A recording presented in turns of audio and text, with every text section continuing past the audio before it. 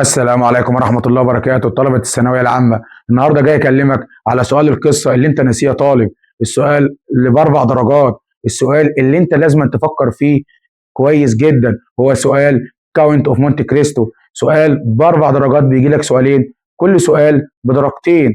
السؤال اللي لازم تعرفه والأساس اللي لازم تعرفه في النوفل، وهي الكاركترز بتاع النوفل، شخصيات القصة عشان تبدأ تعرفها. تعال نشوف شخصية شخصية ونبدأ ببطل النوفل، وهو ادموند دانديس، وهو بطل النوفل اللي كان بيتقال عليه دايما he is brave, honest, intelligent and patient. الشخصية المعروفة جدا في القصة اللي هو كان شجاع كليدر اوف شيب، قائد السفينة. الولد ده اللي قدر يقود السفينة ويوديها لبر الأمان وكان very successful. الولد ده اللي تآمر عليه شخصيات كتيرة داخل القصة. he suffers from betrayal، وخلي بالك من كلمة betrayal يا طالب، betrayal وهي الخيانة، and injustice والظلم، but never loses hope. وعلى الرغم من ذلك، على الرغم ان هو تعرض للخيانة وتعرض للظلم، إلا أنه لم يفقد الأمل. in prison، في السجن، he learn in prison إيه؟ اتعلم النوليدج، المعرفة، اتعلم الويزدوم وهي الحكمة، البيشنس، الصبر. خلي بالك من شخصية ادموند لأن هو بطل النوفل. خلي بالك من الكلمات دي، كلمات betrayal، كلمات injustice، كلمات lose hope، كلمات honest و intelligent، knowledge، wisdom and patience. تعال نشوف الولد ده كان ايه تاني اللي هو the hero of novel. he is more serious and careful. after escaping he becomes rich and powerful. بعد ما هرب من السجن هو اصبح ريتش، غني، اند باورفول، يتميز بالقوه. وهتعرف القوه دي جت منين دلوقتي، والثراء ده جه منين دلوقتي. ان بريزون، هكررها لك تاني، هو اتعلم النوليدج. عايزك تعرف اتعلم النوليدج من مين، اتعلم الحكمه من مين، اتعلم الصبر من مين، بقى غني وقوي ازاي. لان الصفات دي كلها جايه من شخصيه واحده هو قابلها داخل السجن ان بريزون. والشخصيه اللي هتيجي بعديه دلوقتي هي بريزنت جاستس، كاريج اند هوب. كل دي تعريفات ادموند دانديس، وهو ذا هيرو اوف نوفل. الشخصيه الثانيه وهي شخصيه مهمه جدا في النوفل، ابيفيريا، وهو القيس فيريا، اللي انا كنت عمال اكد لك دلوقتي يا طالب ان مين اللي علم ادموند، اللي علمه النوليدج، اللي علمه السكيلز، اللي علمه الساينز، اللي خلاه ريتش، اللي اداله الماب اوف تريجر، اللي اداله خريطه الكنز، اللي خلى الاخ ادموند يبقى باورفول، وهو القيس فيريا. he represent wisdom and guidance and moral teaching. هو اللي بيمثل القيم والعادات، هو اللي عنده الحكمة اللي علمها لإدموند. he gives Edmund moral lessons. هو ادى لإدموند moral lessons، اداله دروس أخلاقية about justice، بالنسبة للعدالة and patience، وعن الصبر. هنيجي نشوف هنشوف أبي فيري عمل إيه تاني. he becomes like a father to Edmund. هو بقى زي أبو إدموند.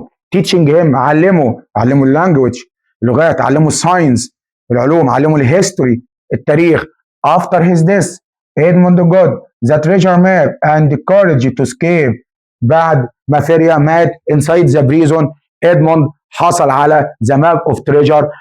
بعد كده خد الماب اوف تريجر وطلع حصل على الكنز. بعد كده بقى فيري ريتش. بعد كده قرر تيك ريفنج، ينتقم من الانيميز بتوعه، الاعداء بتوعه. يبقى دلوقتي في شخصيتين بنتكلم عليهم، اللي بيمثلوا الجاستس، اللي بيمثلوا المورال، اللي بيمثلوا الحكمه، اللي بيمثلوا النوليدج، اللي بيمثلوا الاونستي، وهي اهم صفه من صفات القصه، وليس البيترايل. وهما شخصيتين اساسيتين في القصه، ادموند بطل القصه، والقيس فيريا، وهو اللي كان مع ادموند انسايد ذا بريزون، داخل السجن، واللي علمه النوليدج، واللي علمه الحكمه، واللي علمه العلوم، وعلمه ازاي يبقى عادل، وازاي ياخد حقه من غير ما ينتقم، من غير ما يضر الاخرون. نشوف الشخصيه الثالثه وهي شخصيه ميرسيدز. ميرسيدز الشخصيه الثالثه، وهي البنت اللي حبها ادموند، البنت اللي خلاص كان ادموند هيتجوزها، بس حصل خيانه من شخصيه هتظهر لك دلوقتي، وهي شخصيه فرناند، اللي قرر اللي هو ياخد خطيبه ادموند وينتقم من ادموند انتقام كبير جدا، ويعمل عليه ميك ابلوت، يعمل عليه مؤامره. تعال نشوف شخصيه ميرسيدز، البنت اللي اتظلمت كتير، البنت اللي تعتبر فيكتيم تعتبر ضحيه. البنت دي كانت لويال، خلي بالك من الصفات والادجكتيف بتاع كل شخصيه. patient كانت صبوره، and loving كانت بنت محبه. she represent true love هي تمثل الحب الحقيقي. loyalty خلي بالك من الكلمات دي. الوفاء and hope الامل. she loves Edmund deeply هي كانت بتحب ادموند بطريقه قويه. and stays loyal to him وفضلت وفيه ليه ومستنياه even after his arrest حتى بعد ما تم القاء القبض عليه. she suffers from his absence هي عانت من غيابه، عانت من فراقه، وعلى الرغم من كده هي ما فرقتوش ومش نسيته، اللي هي she doesn't forget it. يبقى سيادتك تعالى نتكلم على شخصيه ميرسيدس، البنت المحترمه، البنت الوفيه، البنت اللي ما نسيتش الترو لاب بتاعها، البنت اللي فضلت مستنياه لغايه ما اجبروها اللي هي تتجوز فرناند. بس على الرغم من كده فهي فيكتيم، هي ضحيه بس تمثل الترو لاب. يبقى لما يجي يسالك ويقول لك مين اللي بيمثل الريبريزنت ترو لاف انسايد ذا نوفل او انسايد نوفل، هتقول له ميرسيدس بنت لويال، بنت اونست، بنت ستي لويال تو ادموند على الرغم اللي هو كان انسايد ذا بريزون.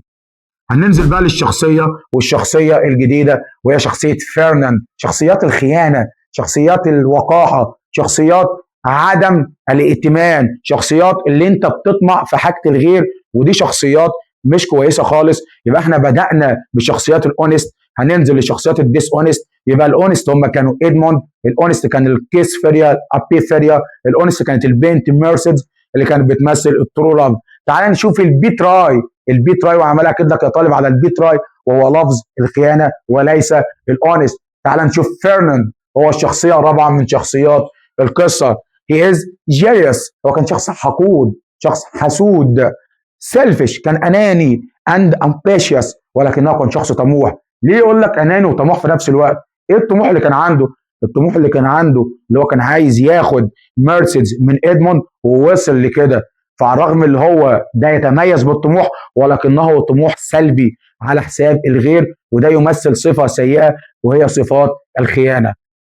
his betrayal وخلي بالك من الكلمه دي betrayal خيانته comes from envy جايه من الحقد and desire for power ورغبته في الحصول على السلطه. تعال نشوف بيعمل تاني.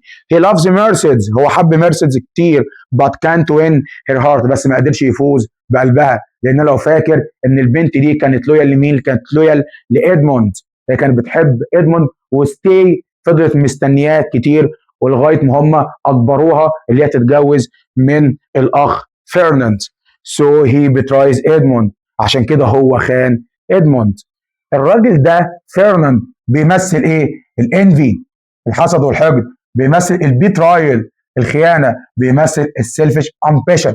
حتى هو في تحليل الشخصيه قال لك الطموح الاناني الفيري باد امبيشن، الطموح الاناني.